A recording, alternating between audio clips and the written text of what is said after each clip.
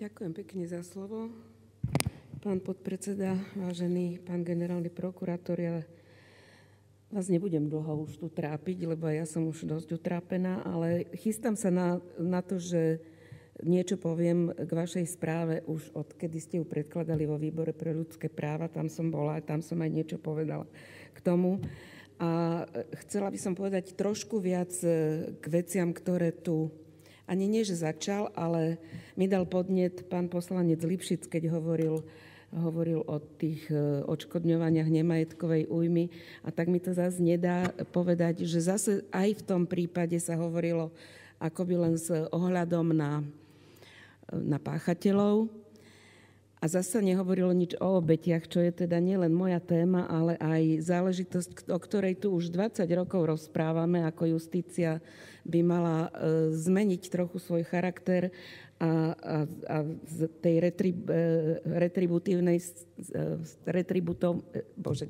retributívnosti sa zmeniť na restoratívnu, alebo ak môžem tak povedať, victim-friendly justíciu, a stále sa to nedeje a myslím si, že dosť príčinou je aj to, že akoby v tých rezortoch nielenže máme spoločnosť rozkrajanú na rezorty, ale ešte aj v tých rezortoch to tak zužujeme, ako keby zdravotníctvo malo byť len o lekároch alebo o zdravotníkoch, alebo mali by mu rozumieť len zdravotníci, školstvu iba učitelia a spravodlivosti alebo justícii iba pracovníci justície, čo teda nie je pravda. Ja to hovorím nie z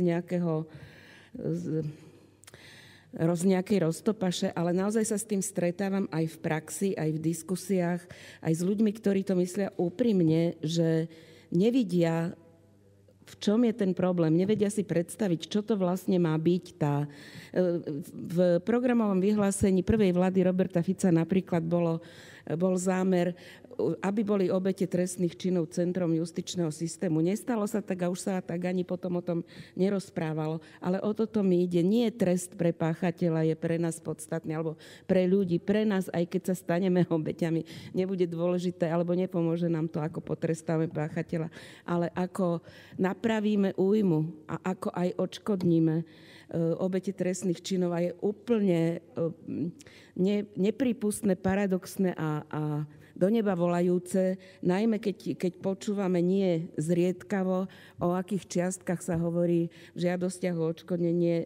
Napríklad pána doktora Štefana Harabína sa hovorí o stovkách tisícov, odškodnenie za smrť v prípade trestného činu sa pohybuje asi tak od 7 do 10 tisíc eur pre pozostalých, a to ešte len, keď sa náhodou o tom dozvedia, že sa to dá a že si to majú podať a že spravia všetko tak, ako sa to má podať. Ja vám chcem, pán generálny prokurátor, ja vám tu chcem poďakovať za váš prístup, aj za vašu správu, ktorá je naozaj dobrá, a za to nasadenie, za kým hovoríte napríklad aj o problematike domáceho násilia a o práci s obeťami, pretože asi by som to nečakala v prvom rade od generálnej prokuratúry, ale od iných rezortov, že sa budú takto stavať k veci. Som vám vďačná za to a prosím vás naďalej o to, aby ste to nevzdali. Teraz máme trošku taký, tiež nie celkom rozum mi to neberie, prečo sa o to sporíme, ale práve v oblasti domáceho násilia situáciu, že rezort práce pripravuje nejaký zákon, ktorý údajne má byť zameraný na prevenciu a elimináciu domáceho násilia, ale zároveň to splietajú aj s násilím na ženách, čo nie je to isté. Ja nehovorím, že to nie je, ale nie je to isté.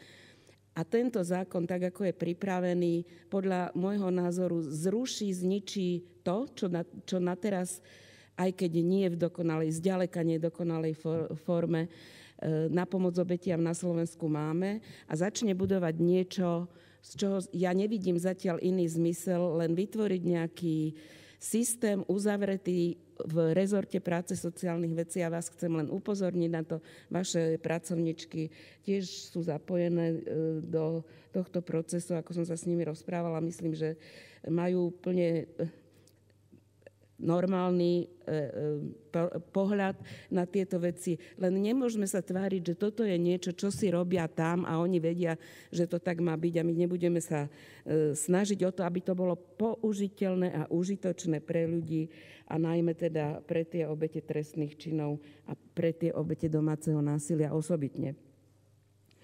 Tak ja mám z dlho rokov skúsenosť takú, že pokiaľ išlo o prípravu zákonov, pripomienkovanie zákonov, generálna prokuratúra vždy bola z tých racionálnejších subjektov, ktorá aj takéto prvky sledovala. V tom a som rada, že môžem povedať, že priamo v praxi aj na poli pomoci obetiam domáceho násilia som nečakala, že to bude generálna prokuratúra, ktorá bude tým predvojom, lebo tak sa to berie, že veď oni majú potrestať alebo snažiť sa o to, aby boli potrestaní tí páchatelia. A keď už teda ja už končím o chvíľočku, len vám chcem poprosiť trochu iného súdka. Pred pár rokmi bola taká živá kauza, ona určite nie je ešte ukončená, ešte tu máme pozostatky, ale bolo to tak 2008, tak nejako 2009, tak veľmi aj v centre pozornosti verejnosti problémy alebo kauza bytovej mafie. Stále sa to rieši nedokonale, stále sa tie jednotlivé prípady posúvajú, ja to neviem dosledovať v tých individuálnych prípadoch.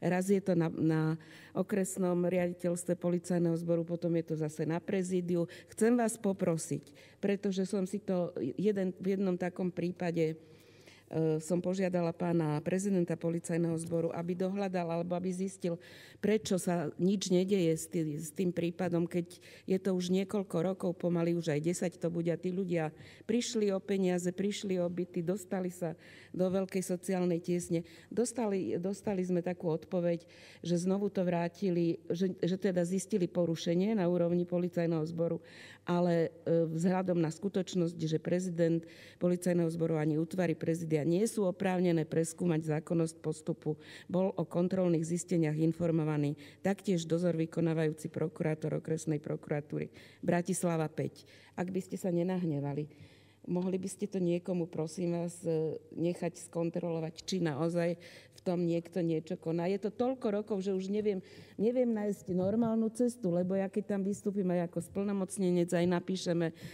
oficiálne podanie, nikdy nedostanem žiadnu odpoveď. Tak to je taká nadôvažok na piatočné popoludne prosba.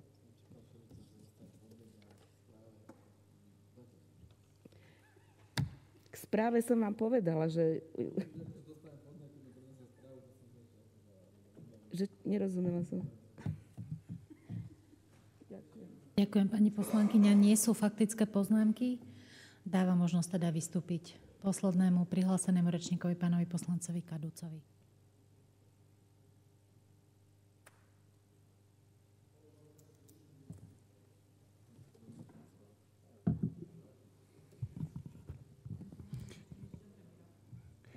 Ďakujem veľmi pekne, pani predsedajúca, vážený pán generálny prokurátor, vážený pán spravodajca, vážené dámy, páni. Ja naozaj v stručnosti, pretože to, čo som potreboval počuť, som si počul na výbore, som si v správe prečítal, na výbore som skomentoval, na výbore som skritizoval a pokúsim sa byť čo najviac konštruktívny, pretože sa mi zdá, že v tejto sále, a najmä táto rozpráva bola, odpustite mi, v veľkej časti úplne zbytočná.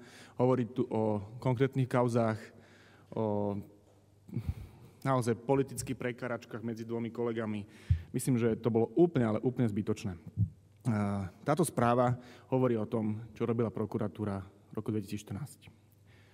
Hovorí čísla, hovorí nejaké výsledky, je podľa mňa veľmi zrozumiteľné, je čitateľné, aj keď má, myslím, cez 100 strán, je to, plus teda prílohy, je to všetko tak, že vieme si vyhodnotiť z toho, čo je treba robiť a čo netreba robiť, kde sú chyby, kde nie sú chyby.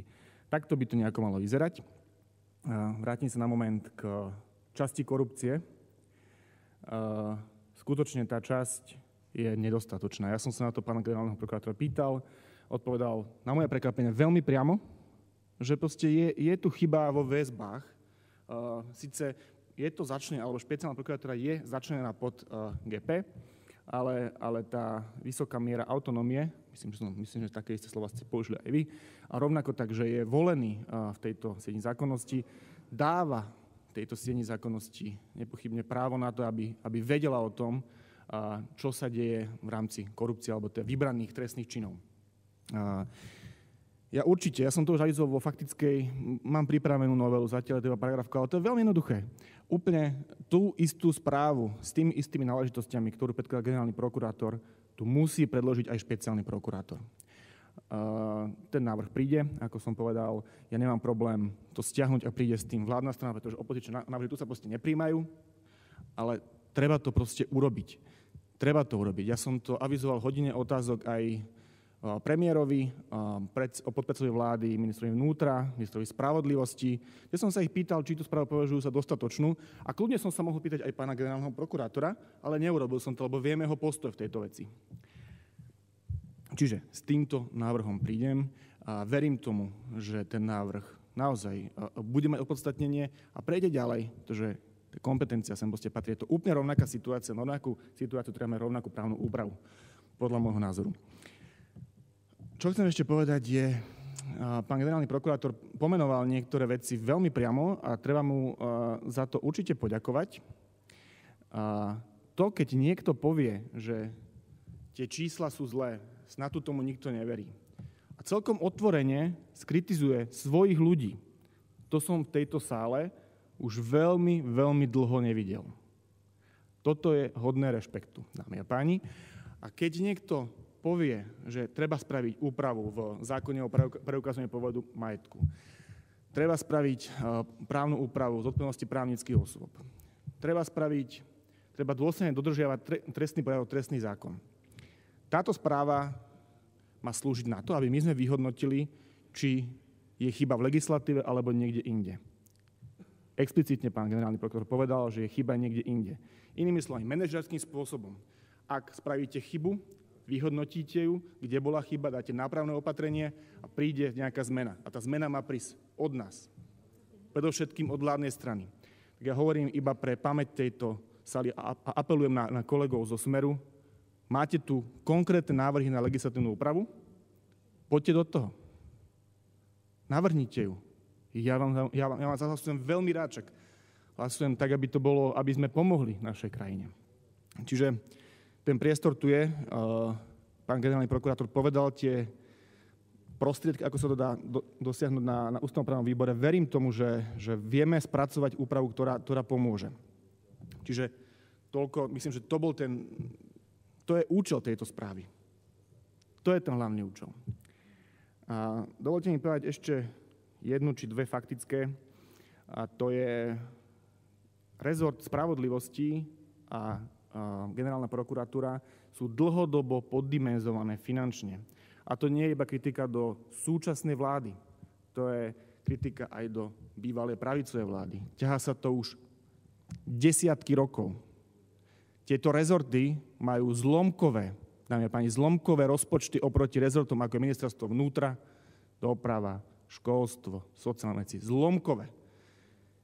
To sú podľa mňa najzákladnejšie rezorty, ktoré majú spôsobiť to, že sa bude javiť spravodlivosť v tejto krajine. Musím povedať, že pokiaľ máme poddimenzovaný stav, ak sa nemýlim, chýba asi 100 prokurátorov, pri spravodlivosti chýbajú nielen sudcovia, chýbajú súdni úradníci.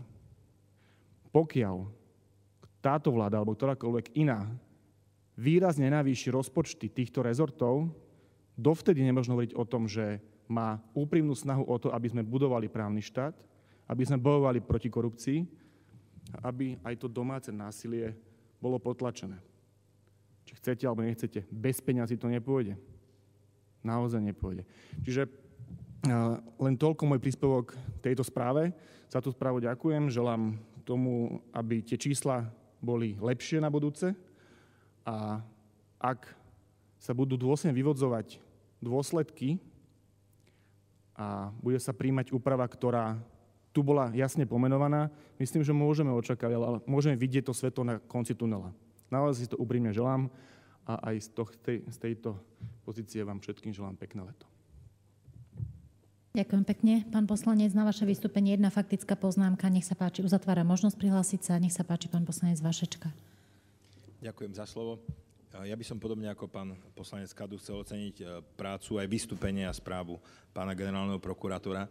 Dovolím si byť taký trocha možno voľnejší, ale trochu som si spomenul na film Keď sa nahneváme, budeme zlí, kde takí chlapí takého talianskeho vzhľadu jednoducho veľmi priamo riešili a spravodlivo dobré veci, čo beriem ako veľmi pozitívnu vec. Pán poslanec Kadus to aj pomenoval, že taký priamy prístup, kde sa jasne povie, toto je problém, tu je chyba. Veľakrát sa tu vedú teda politické reči, toto bolo jasné pomenovanie, nie len teda odborné, ale aj také, by som povedal, manažerské a chlapské.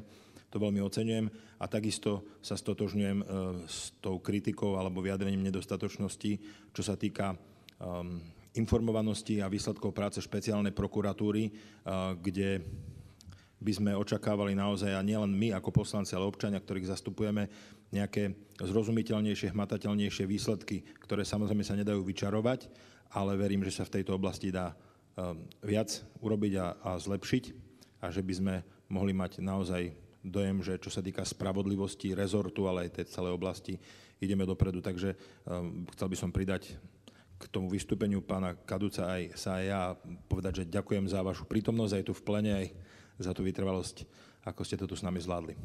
Ďakujem. Pekne. Ešte predtým, ako ukončíme rozpravu, o slovo požiadal pán podpredseda Národnej rady Číš v zmysle rokovacieho poriadku. Nech sa páči, máte slovo, pán podpredseda.